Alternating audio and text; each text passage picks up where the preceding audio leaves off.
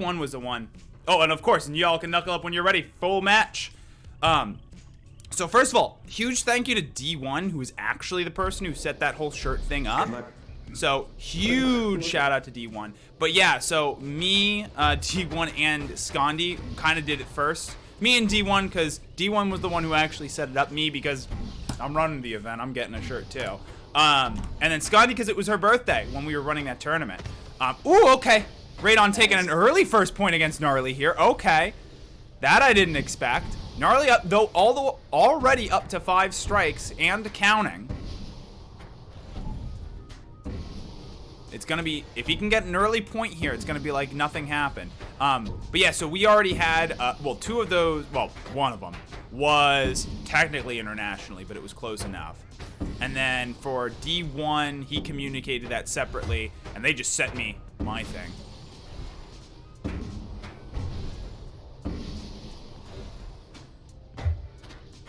Yes, huge props to D1. And after this match, I'm going to have to bother him on Twitter because I haven't done that recently. I've dropped off. Ooh, okay, there we go. Gnarly taken. I consider that to be an early point. 4 strikes, that's within a normal range of getting back.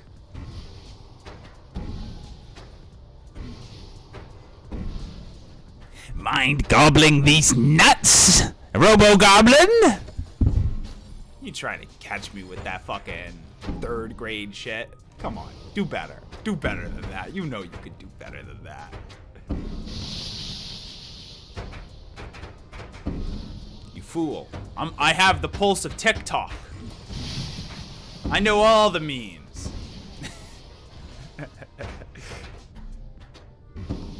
All right, Radon though maintaining that strike lead. He hasn't increased the distance at all. He's still just maintained that lead of 4 strikes. And you can see from the shots he's throwing out, he's looking for the kill. Ooh, okay. Has to duck off to the side there.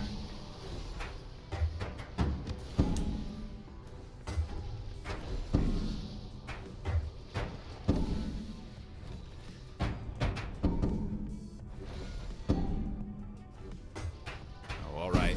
It's the reflect. So another interesting thing to note about reflects, no matter what, you cannot get a strike if your opponent has reflected the ball. So those reflects are not only used to put additional pressure on your opponent, but also to prevent your opponent from getting really any forward movement as far as strikes are concerned. Radon just keeps throwing out those corner shots.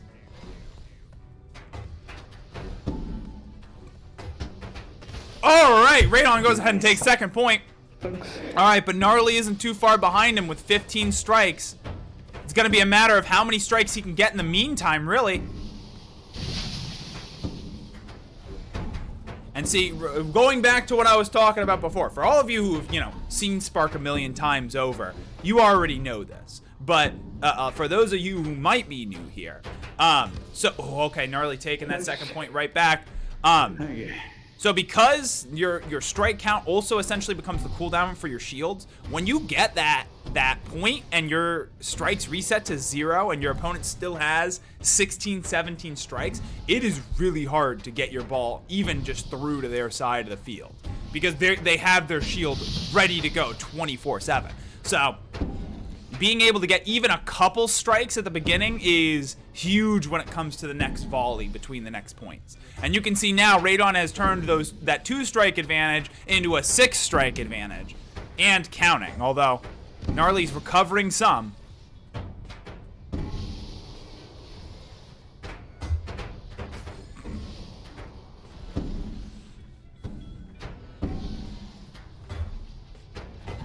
Where is my shieldless basic? Wasn't there someone who's generating a Sparc clone? As soon as they're I can just feel it in my veins. I can feel the disconnect coming on. Where the hell is Mike? Okay, we're good. We're good. I can just feel the disconnect. We're not having that. These are professional matches. I need to be professional. Focus. Radon now turning that 4 extra strikes into a 13-strike lead. It's going to be real hard for Gnarly to even get his ball to Radon's side of the field. Okay, there we go. He gets a strike there. No disconnects. Not today. I will tell you guys that Iron Light and Blast On have spoiled me with the fact that I don't need to wiggle my headset every 10 seconds. Ooh! Radon takes that 3rd point. Okay. Set point right here for Radon. Or match point right here for Radon.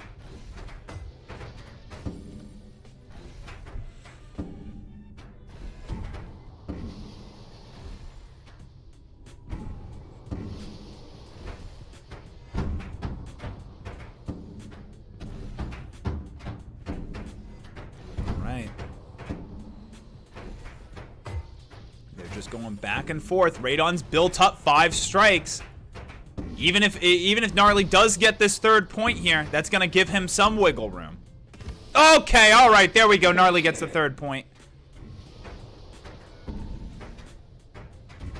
Now he's got to be careful, because even in these starting volleys where they're pretty much throwing straight shots at one another, it can still be easy for you to get a curveball and then just happen to step into the wrong direction and get hit.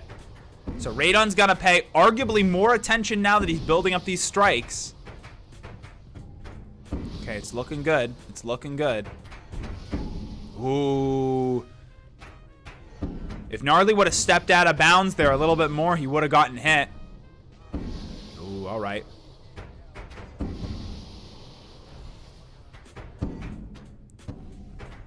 Ooh, okay, Gnarly having to hit the ground again. Radon now operating off a 13 strike lead. Ooh, okay, and a nice deflect. That's going to give him some room here. Oh, but he doesn't get any additional strikes out of it. Ooh, okay. Gnarly manages to reflect. Denies him that additional strike, but gives him enough time to get the shield back. I mean, again, for the people who have played, we already kind of know this. For the people who are new, shield holding. So shield holding, first of all, is a legitimate strategy. Don't let other people tell you differently. It is what we call a first order optimal strategy, which means that it is very low skill in to high effective output. But oh man, Gnarly having to really get out of the way of these. Now that Radon's up to 24 strikes especially. And you can see, Gnarly is running the deficit on strikes, so he's got to be a bit more careful with his shield in order to deny Radon their strikes, and Radon is going to take round 1. And you see, that's a 10-minute round, so 30 minutes for one match was a good schedule to schedule out. But how you get around shield holding, ooh, okay, that was a nice reflect actually right there from Gnarly. How you get around shield holding is you actually just want to bait out the shield. You want to bait out the shield and then catch the ball as it comes back to you. Oh, no! Gnarly picking up a double-double here early on in the 2nd round.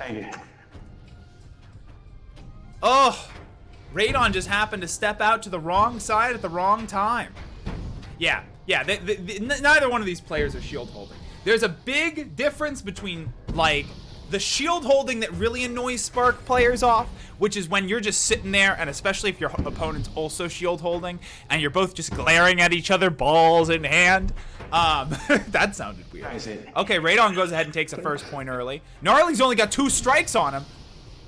So, this could get back. And you see Radon being calculating. Really not rushing too much. Slowly building up that strike advantage. Slowly denying the strikes from Gnarly. Slowly getting it back. There we go. He takes the 2nd point. Gnarly's got a 5-strike lead. So it's still a gap he has to make up, but it's a hell of a smaller gap than the 2 points he was on before. Staring at each other, balls in hand.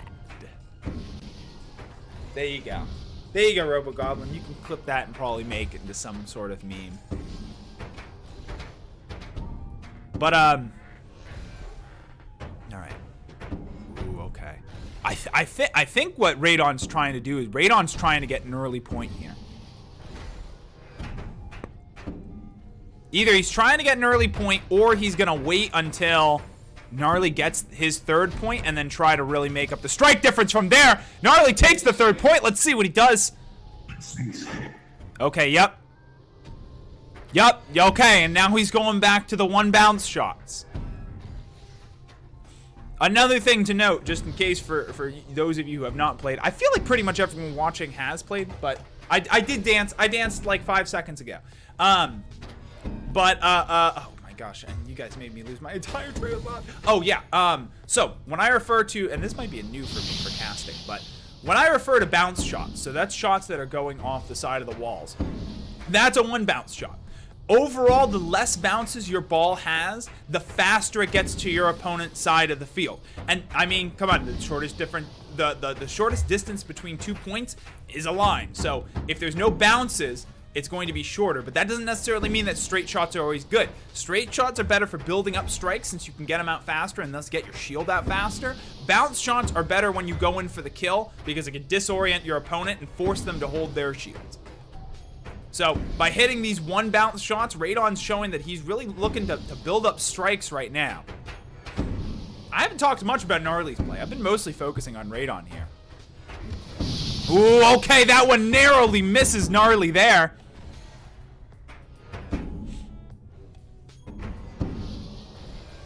Another thing you can see gnarly doing is that he's going to be very cautious right now. If he can get a good reflect off of the 23 strikes that Radon has, that might end this round right here and now. Well, let me put that, Ooh, okay, Radon takes that 3rd point. So now gnarly has a significant strike advantage. Okay, yep, and he's gonna use it to control the tempo.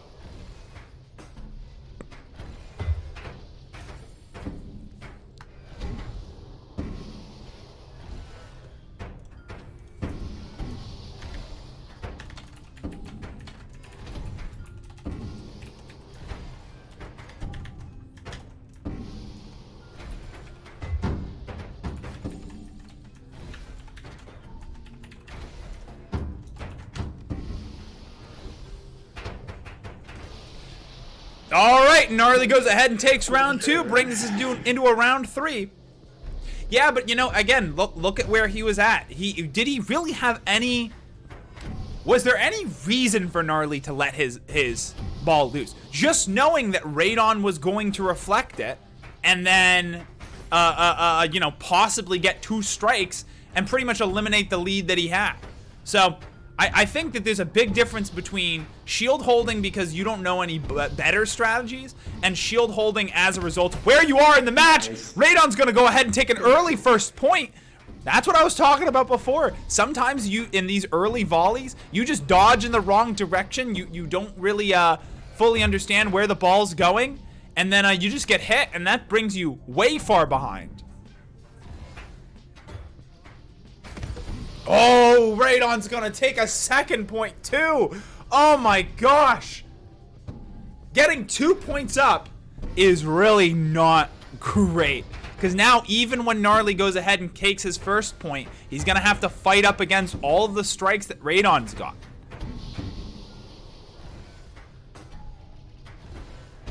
Yeah, that's the other thing too. Is that shield holding's definitely not fun to play against, but it's really, really not fun to watch. You know, you get like, sorry, but you get, the last match that we had between Reaper and Gnarly, there was a lot of shield holding on both sides, and I think I had to, at some point, say something along the lines of, all right, ladies, come on, time to throw the ball. You're both very pretty. Throw the ball. All right, there we go. Gnarly taking that 1st point, but now he's facing 10 strikes down Radon's barrel. Oh, okay, no, he gets the 2nd point back off of my horrible line of commentary. All right, he's still staring down 11 strikes, a 10-strike advantage. You sound helpless. Yeah, well, you know, this is all the good content, y'all. Listen. Sparc, best game, best streams. We know this. There's a reason I'm the Mad Doctor of Sparc and not the Mad Doctor of Blaston. Alright. We're definitely not going to disconnect. Definitely not going to disconnect here. Oof, man. Yep, and Radon just trying to, I think he's trying to bait out Gnarly's throw here. It's the only way he can really get around the shield. He's gonna throw off immediately. Do it. Do it.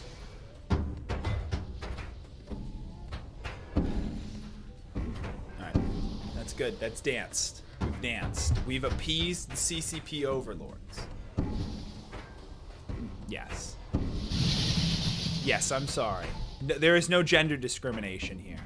We are all equally worthless. And Radon's gonna take his third point. All right, this is match point, but I've got a feeling that we're gonna see a 3-3 in the third round.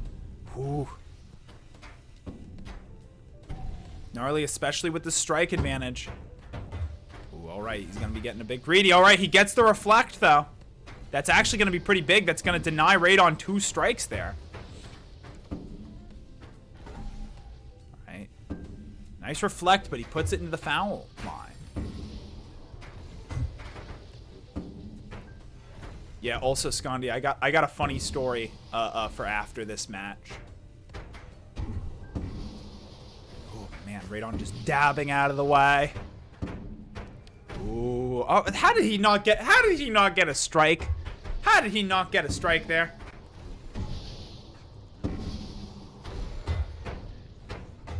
Ooh, all right. Nice reflect.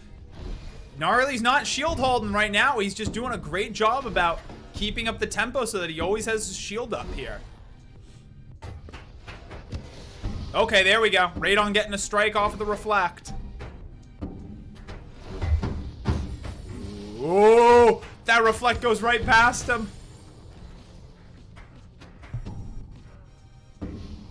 Oof. Gnarly's really got to watch out. If he doesn't, Radon might take a head on these strikes. Ooh, okay, there we go. There's another strike. Every single one of these strikes for Radon is significant, y'all. I cannot stress that enough right now. All right, there we go. Gnarly taking the third point.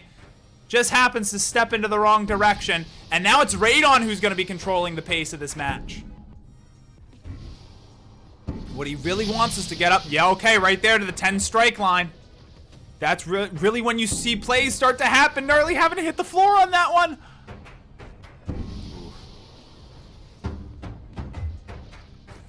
All right. Oh, doesn't get the reflect. Gnarly gets another strike.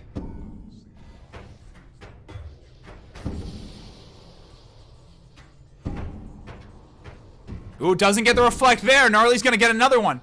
He still's running a 10 strike deficit, but oof. Tosses out to force Gnarly to reset his shield. Ooh. A 16 strike ball on a reflect is just as scary. Ooh, okay. Ooh. Oh my gosh.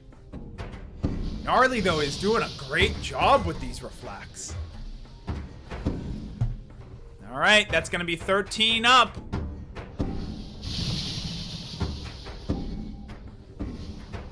And this is why we don't do full matches on fight nights anymore.